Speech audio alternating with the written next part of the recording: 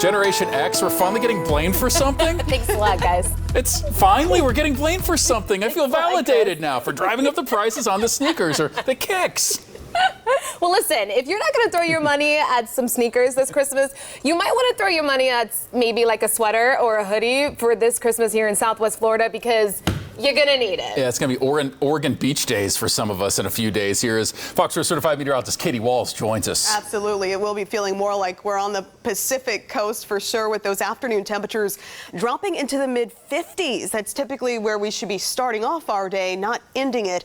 But that's indeed in the forecast. On the way for Christmas Eve into Christmas Day, some of the chilliest holiday temperatures that we have ever seen. Meanwhile, the next several afternoons will continue to run close to normal in the upper 70s. Friday, that strong cold front comes through, and behind it, that's when we'll see that 20-degree temperature drop right in time for this season. And then heading into the start of next week, it does look like those temperatures will stay on the cool side, with yet another reinforcing shot of cold air potentially before the new year. Live look right now at what is a fairly mild evening for those of you heading out currently in downtown Fort Myers, as we look live from the Luminary Hotel across the Calm Caloosahatchee. We're at 70 degrees right now. Your dew point in the mid-50s. So still feeling pretty comfortable for those of you heading out. Wind currently out of the northeast at 8 miles per hour. Partly cloudy skies are generally expected through midnight. Those temperatures gradually dropping into the mid-60s as we head toward 11 as well as midnight. Not going to be quite so chilly tomorrow morning, by the way. Instead of starting off in the 40s and 50s, we'll be starting off in the 50s and 60s, roughly 8 to 10 degrees warmer compared to this morning. Now, as we head into the overnight time frame, partly cloudy skies, those clouds thickening up for tomorrow morning. So you will notice a mostly cloudy first half of your Tuesday. Have the rain gear close, though, because in the afternoon, your rain chances will be going up.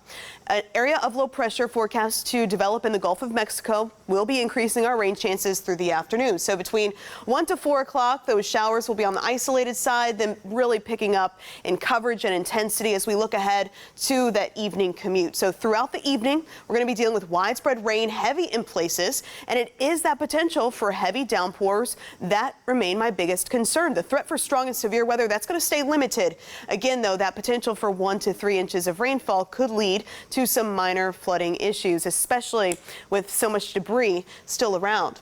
Now, overnight into early Wednesday morning, could see a couple of lingering rain showers. Otherwise, most of the day on Wednesday will be on the dry side. So I mentioned that threat for excessive rainfall, and that's certainly something we are watching, not just here across Southwest Florida, but really across the entire state, watching for that potential. And it's because we could see totals like this, anywhere from 1 to 3 inches, especially where we see those embedded thunderstorms track overhead.